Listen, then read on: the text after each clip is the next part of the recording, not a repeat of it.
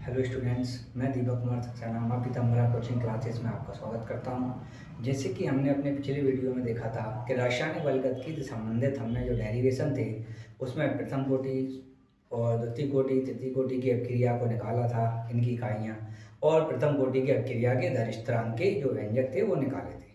अब आज की टॉपिक जो है वो देखेंगे हम शून्य कोटि की अभिक्रिया और उसके दर स्थिरांक और अर्धायुकाल का व्यंजक। जैसे कि हमारी अभिक्रिया है शून्य कोटि की अभिक्रिया। वैसे तो इसके लिए कई वीडियो हैं, कई टीचर्स हैं, उनके कई टॉपिक्स हैं, किताब में अलग अलग तरीके से डिफाइन है। हम देखेंगे जैसे कि बिल्कुल सिंप्लीफाई करेंगे, बिल्कुल सिंपल भाषा में, आसान में, जिसमें आपको आसानी से समझ में आ सके। जैसे कि हमने देखा कोई एक अभिक्रिया है, हमने देखा कोई अभिक्रिया है ए और उत्पाद कोई भी बन रहा है। एक अभिक्रिया माना हमने, अभिक्रिया में ए जो है वो अभिकारक है, ये क्या है, अभिकारक है, और यहाँ पे क्या बन रहा है, उत्पाद। अब देखो जैसे कि हम देखते हैं शुरुआत में, प्रारंभ में, मतलब t बराबर 0 पर हमारी अभिक्रिया जो है अभिकारक की सांद्रता है a मोल प्रति लीटर, तो उत्पाद कैसा है, 0 है, क्योंकि यहाँ पे कोई परिवर्तन नहीं हुआ है। फिर t बराबर कुछ समय बाद अपन लें, कुछ समय बाद देखें तो जो अभिकारक है, जो उत्पाद में परिवर्तित कितना हो गया, x मोल प्रति लीटर। तो यहाँ पे जो अभिक्रिया है उसमें कितने की कमी आ गई, x की, मतलब अब इसकी सांद्रता कितनी हो गई, a माइनस एक्स मोल प्रति लीटर, जो कि हमारा प्रथम कोटि की अभिक्रिया का कॉन्सेप्ट है।